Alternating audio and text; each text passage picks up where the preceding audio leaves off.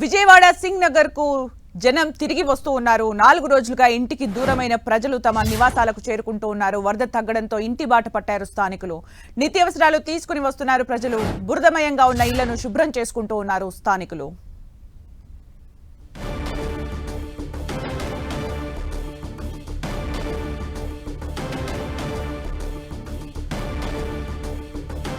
విజయవాడ సింగ్ నగర్ కు జనం తిరిగి వస్తూ ఉన్నారు. 4 రోజులుగా ఇంటికి దూరంగా ఉన్నారు ప్రజలు. వరద తగ్గడంతో ఇంటి బాట పట్టారు స్థానికులు.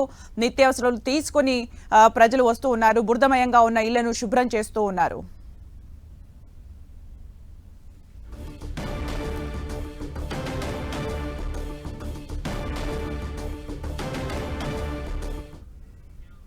ఇక సింగ్ నగర్ లో ప్రస్తుత పరిస్థితికి సంబంధించి మరిన్ని అప్డేట్స్ మా ప్రతినిధి దుర్గా లైవ్ లో అందిస్తారు. దుర్గా, సింగనగర్ ఇప్పుడిప్పుడే ఊపిరి పీల్చుకుంటుందని చెప్పాలి. గత 4 రోజుల నుంచి కూడా సింగనగర్ని ఖాళీ చేసి బయటికి వెళ్ళిపోయినటువంటి ఈ కాలనీ వాసులంతా కూడా ఇప్పుడిప్పుడే కాలనీలోకి వస్తున్నారు. వస్తూనే నిత్యావసర వస్తువులకు సంబంధించి వాటర్, కూరగాయలు, అలాగే ఫుడ్కి సంబంధించినటువంటి కిరాణా సామాన్లు వీటన్నిటిని కూడా తీసుకుని వస్తున్న పరిస్థితి కనిపిస్తుంది. ముఖ్యంగా గత 4-5 రోజుల నుంచి కూడా పూర్తిగా వరద నీటితో నిండిపోయినటువంటి ఏరియా అంతా కూడా ప్రాణాలు అరిచేతిలో పెట్టుకుని కట్టుబట్టలతో ఇల్లు వాకిలి అంతా కూడా పూర్తిగా వదిలేసి ఇక్కడి నుంచి వెళ్ళిపోయినటువంటి వేలాది సంఖ్యలో జనం అంతా కూడా మళ్ళీ సింగనగర్కి వస్తున్నారు. ఇక్కడ ఉన్నటువంటి ఇల్లు, అలాగే వరదకు కొట్టుకుపోయినటువంటి సామాన్లు, మునిగిపోయినటువంటి ఇల్లులు, అలాగే బైకులు, కార్లు వీటన్నిటిని కూడా చూసుకునేందుకు, వాటన్నిటిని కూడా శుభ్రం చేసుకునేందుకు తిరిగి వస్తున్నారు. వస్తూనే వాళ్ళకి ఉన్నటువంటి సామాన్లు కానీ ఇతరత్ర తీసి తెచ్చుకుంటున్నటువంటి పరిస్థితి. ఎక్కడి నుంచి వస్తున్నారు?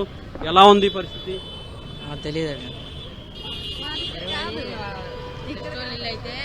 కొంతమంది ఇక్కడ వాళ్ళ బంధువులు ఉన్నారు కాబట్టి ఆ బంధువుల్ని చూసేందుకు, బంధువులు ఏ విధంగా ఉన్నారనేది తెలుసుకునేందుకు, పలకరించేందుకు కూడా వస్తున్న పరిస్థితి కనిపిస్తుంది.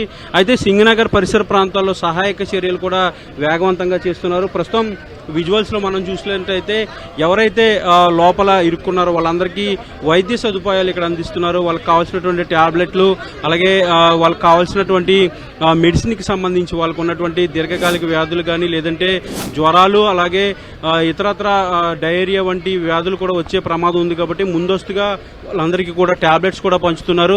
ప్రస్తుతం కొంతమంది వైద్యులు ఉన్నారు, వాళ్ళని అడిగి తెలుసుకుందాం. మేడం చెప్పండి, అసలు ఏ మందులు ఇస్తున్నారు? ఎలాంటి సమస్యలకి మందులు మీ దగ్గర అందుబాటు? అన్నిటికీ సమస్యలకైతే బిళ్ళలు ఉన్నాయండి. జనరల్ గా వచ్చే పేషెంట్స్ దగ్గు, జలుబు, జ్వరంతో వస్తున్నారు. వాళ్ళకి అన్ని మందులు సరిపడా ఉన్నాయి. కాళ్ళు జనరల్ గా ర్యాష్ వచ్చి కొంచెం పగిలి అట్లా వస్తున్నారు, వాటికి ఇస్తున్నాము. ప్రస్తుతానికైతే ఇంకా డయేరియా అట్లాంటివి అయితే ఎక్కువ కనపడట్లేదు మనకి. లైట్ గా జలుబు, ఒళ్ళు నొప్పులు అంతే. అంటే విష జ్వరాలు అలాంటివి కూడా వచ్చే ప్రమాదం ఉంది కదా, ముందస్తుగా ఏదన్నా ఉంది. కానీ ప్రస్తుతానికైతే మనకైతే ఇప్పుడు టూ డేస్ ఫీవరే కాబట్టి ప్రస్తుతానికైతే మనకైతే లేదు. ఒక 3 days 4 days కంటే ఎక్కువ ఫీవర్ ఉంటే అప్పుడు బ్లడ్ టెస్ట్ చేసి విష జ్వరాలు ఏమన్నా మనం తేల్చే అవకాశం ఉంటుంది. ప్రస్తుతానికైతే ఓన్లీ 1 day 2 days తోనే వస్తున్నారు ఫీవర్. 2 days నుంచే తిరగటం వల్ల విష జ్వరాలు అయితే ఇప్పటి వరకు మనకు కనపడదు. వరద నీటి వల్ల వచ్చే సమస్యలకి ఏమైనా ప్రివెన్షన్ ఏమైనా ఉంటుంది? ప్రివెన్షన్ అంటే ఏం లేదండి. మెయిన్ వాటర్ ఏదైనా సరే బాటిల్ వాటర్ కాబట్టి పర్వాలేదు. ఇప్పుడు బయట నుంచి మెయిన్ అయితే కొంచెం కాచి చల్లార్చుకున్న వాటర్ ఖచ్చితంగా తాగాలి. ఎక్కడ పడితే అక్కడ వాటర్ ఏది తిన్నా కూడా హ్యాండ్స్ వాష్ చేసుకొని నీట్ గా సోప్ వాటర్ తో క్లీన్ చేసుకొని తినాలి. ఎందుకు మెయిన్ హ్యాండ్ వాష్. వాటర్ అయితే బాటిల్ వాటర్ కాబట్టి ప్రాబ్లం లేదు. మెయిన్ వాటర్ ఒక్కటి కొంచెం హైజీనిక్ గా ఉంటే సరిపోతుంది. మందులు అయితే మాత్రం పూర్తిగా అందుబాటులో ఉన్నాయి. వాటన్నిటికీ ఇస్తున్నామంటూ కూడా చెప్తున్నారు. ఎందుకంటే ఇప్పటి వరకు జలుబు, దగ్గు, అలాగే కొన్ని బాడీ పెయిన్స్, అలాగే లిటిల్ బిట్ జ్వరం లాంటి సమస్యలతోనే మా దగ్గరికి వస్తున్నారు. వాళ్ళందరికీ కూడా కావాల్సినటువంటి మందులన్నీ కూడా ఇస్తున్నామంటూ కూడా వైద్యులు చెప్తున్నటువంటి పరిస్థితి. ఇలా ప్రతి ఏరియాలో కూడా ఒక అంబులెన్స్ ని పెట్టి అంబులెన్స్ లో పూర్తిగా మందులు అందుబాటులో పెట్టారు. ఇప్పుడిప్పుడే సింగనగర్ నుంచి ప్రజలు మనుగడ కోసం ఇక్కడికి వస్తున్నారు కాబట్టి వాళ్ళకి కావాల్సినటువంటి నిత్యావసరాలన్నీ కూడా తీసుకుంటున్నారు. దీంతో పాటు ఇప్పుడిప్పుడే హోటల్స్ కానీ, లేదంటే ఇతరత్ర మొత్తం అన్ని కూడా మునిగిపోయాయి కాబట్టి వాటిని కూడా వాళ్ళు ఓపెన్ చేసి వ్యాపారాలు కూడా స్టార్ట్ చేసేందుకు వాళ్ళు కూడా ప్రయత్నాలు చేస్తున్నారు.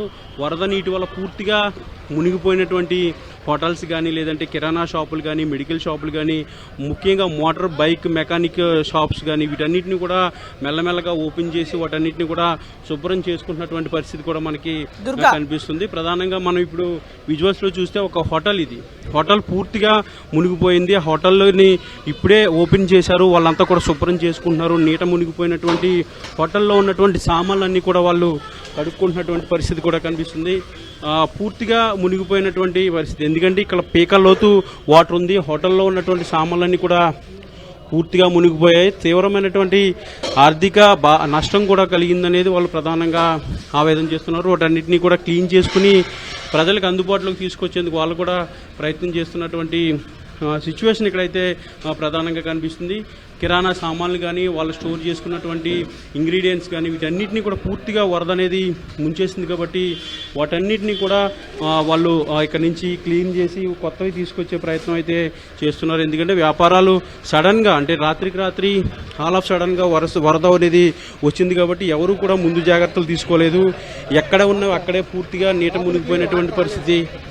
సో చెప్పండి, అసలు ఎలా ఉంది పరిస్థితి? 4 రోజులు ఒక మాట ఏమండి, 16 బ్లాక్ 19 బ్లాక్ లోపలికైతే వాటర్ రావట్లేదండి, మంచినీళ్ళు లేవు. ప్రతి వాళ్ళు ఫ్లైఓవర్ దగ్గరకు వచ్చి ఫుడ్ అంటే ఇట్లా పట్టుకుని వెళ్ళిపోవడమే తప్ప లోపలికైతే సౌకర్యాలు అయితే ఏమీ లేవు. లోపలికైతే ఏముంది అట్లా ఎవరి కాళ్ళు బయటకు వచ్చి తీసుకోవడం తప్ప అసలు వాటర్ అయితే లేదు. వాటరే ప్రాబ్లం. సప్లై అంతా వచ్చింది కూడా లేదు. ఇప్పుడు కూడా కరెంట్ లేదు. 16 బ్లాక్ 19 బ్లాక్ ఆ చుట్టుపక్కల ఎక్కడ కరెంట్ లేదు. అది వదిలేశారు మమ్మల్ని గాలికి. ఉన్న విషయం కొంతవరకు సప్లై అంతా కూడా జరుగుతుంది, కొంతవరకు అంటే దూర ప్రాంతాలకి సప్లై అనేది జరగట్లేదని ప్రధానంగా ఇక్కడికి వచ్చినటువంటి కొంతమంది బాధితులు చెప్తున్నారు. చెప్పండి. అంటే దుర్గా, ఇప్పటికి కూడా రోడ్డు పైన వాటర్ కనిపిస్తూనే ఉన్నాయి. అయితే అవుట్ ఆఫ్ డేంజర్ అని చెప్పారా? మళ్ళీ అందరూ ఇళ్లకు చేరుకుంటున్న సందర్భంలో అధికారులు అవుట్ ఆఫ్ డేంజర్ అని చెప్పారా? మళ్ళీ ఒకవైపు వర్షాలు పడుతూనే ఉన్నాయి. దీనికి సంబంధించి అధికారులు అసలు ఏమంటున్నారు? అయితే ఇప్పటి వరకు ఇళ్లలో అనేది పూర్తిగా వాటర్ క్లియర్ అయిపోయింది. కేవలం రోడ్స్ పైన మాత్రమే వాటర్ అనేది ఉంది. అది కూడా కొన్ని డౌన్ ఏరియాస్ ఏవైతే ఉంటాయో ఆ ఏరియాలో మాత్రమే వాటర్ అనేది ప్రజెంట్ అయితే కనిపిస్తుంది. మిగిలినటువంటి ప్లేన్ ఏరియాస్ అన్ని కూడా పూర్తిగా వాటర్ అనేది రోడ్స్ పైన కూడా మొత్తం క్లియర్ అయిపోయినటువంటి పరిస్థితి సింగనగర్ లో కనిపిస్తుంది. అయితే వర్షాలు మరొక 4-3 రోజులు భారీగా కురిసే అవకాశం ఉన్నప్పటికీ కూడా ఇళ్లలోకి వాటర్ వెళ్లే అంత వాటర్ రాదనేది అధికారులు అంచనా వేస్తున్నారు. అదే ధైర్యం కూడా ఇక్కడ ఉన్నటువంటి కాలనీ వాసులందరికీ కూడా ఇస్తున్నటువంటి నేపథ్యంలో పూర్తిగా అందరూ కూడా ఇళ్లకి చేరుకుంటున్నారు. ఎందుకంటే గత 4 రోజుల నుంచి కూడా వరదలో ఉండలేక, అంటే కరెంటు లేదు, వాటర్ లేదు, తినడానికి తిండి లేదు. కాబట్టి చాలా మంది ఈ ఏరియానంతా కూడా ఖాళీ చేసేసి బయటికి వెళ్ళిపోయినటువంటి పరిస్థితి. బోట్లుంటే బోట్లు, లేదంటే నీళ్ళలో దిగి గత 3 రోజుల నుంచి కూడా బయటికి వెళ్ళిపోయినటువంటి పరిస్థితి. వాళ్ళంతా కూడా ఒక్కసారిగా సింగనగర్ లోపలికి వస్తున్నారు. వాళ్ళకు ఉన్నటువంటి ఇల్లు మునిగిపోయినటువంటి సామాన్లు, అలాగే బైక్స్, వీటన్నిటిని కూడా క్లియర్ చేసుకోవాలి, చెక్ చేసుకోవాలి. కాబట్టి వాటన్నింటినీ చూసుకునేందుకు వస్తున్నారు. అయితే ప్రస్తుతానికైతే ఎలాంటి ప్రమాదం లేదనేది అధికారులు చెప్తున్నారు. అయితే ఈ ఏరియా అనేది చాలా అస్తవ్యస్తంగా కనిపిస్తుంది. ఎందుకంటే వరద అనేది చాలా విషాదాన్ని నింపింది. ఒక పక్క ఆర్థిక భారం, మరొక పక్క శానిటరీ అనేది సంబంధించి ఇప్పటికే అధికారులు అలాగే శానిటరీ వర్కర్స్ అంతా కూడా యాక్షన్లోకి దిగినప్పటికీ కూడా మరొక 2-3 రోజులు ఇదే పరిస్థితి ఇక్కడైతే కనిపించే సిచ్యువేషన్ అయితే కనిపిస్తుంది. ముఖ్యంగా ఈ శానిటరీ అనేది చాలా ఫాస్ట్గా చేస్తేనే అంటురోగాలు కానీ లేదంటే జ్వరాలు కానీ వచ్చే ప్రమాదం అనేది చాలా తగ్గుతుంది. శానిటరీ పైన ప్రభుత్వం దృష్టి పెట్టాలని ప్రధానంగా ఇక్కడ ఉన్నటువంటి కొంతమంది డిమాండ్ చేస్తున్నారు. ఇప్పటికే ప్రభుత్వం కూడా ఇతరత్ర మున్సిపాలిటీల నుంచి కూడా ఎక్కువగా శానిటరీ వర్కర్స్ కానీ శానిటరీ అధికారులను కానీ తీసుకొచ్చారు. వాళ్ళంతా కూడా యుద్ధ ప్రాతిపదికన చేస్తున్నారు. ఫైర్ ఇంజిన్లతో రోడ్లపైన ఉన్నటువంటి బురదనంతా కూడా క్లియర్ చేస్తున్నారు. ఇళ్లలో ఉండే బురదనంతా కూడా వ్యక్తిగతంగా ఎవరికాలు క్లీన్ చేసుకుంటున్నారు. రోడ్లపైన ఉన్నటువంటి చెత్త లేదంటే చెదారం, దాంతోపాటు చాలా వరకు మూగజీవాలు ప్రాణాలు కోల్పోయి వరదలో కొట్టుకొచ్చేసినటువంటి పరిస్థితి. ఆ డెడ్ బాడీస్ ని వీటన్నిటిని కూడా తొలగించే ప్రక్రియ అనేది ఆల్రెడీ మున్సిపల్ సిబ్బంది అంతా కూడా నిమగ్నమై చేస్తున్నటువంటి పరిస్థితి. ఏదైనప్పటికీ కూడా సింగనగర్ మళ్ళీ సాధారణ స్థాయికి రావాలంటే చాలా సమయం పడుతుంది. కానీ వాటర్ అంతా కూడా క్లియర్ అయిన తర్వాత పూర్తిగా శానిటరీ వర్క్స్ అనేవి కూడా జరగబోతున్నాయి. ఎక్కడెక్కడైతే వాటర్ క్లియర్ అయిందో అక్కడ వరకు పారిశుభ్ర పనులు అయితే ప్రస్తుతం చేస్తున్నారు. సంధ్య, అలాగే దుర్గా, ఇప్పుడిప్పుడే ఇళ్లకు చేరుకుంటూ ఉన్నారు. వాళ్ళు సర్వం కోల్పోయిన పరిస్థితుల్లో మళ్ళీ స్టార్ట్ చేయాలి, మళ్ళీ కొత్తగా స్టార్ట్ చేయాల్సిన పరిస్థితుల్లో వాళ్ళకు గవర్నమెంట్ నుంచి రావాల్సిన పరిహారం అందిందా? దీనికి సంబంధించి ఏమైనా అప్డేట్స్ ఉన్నాయా?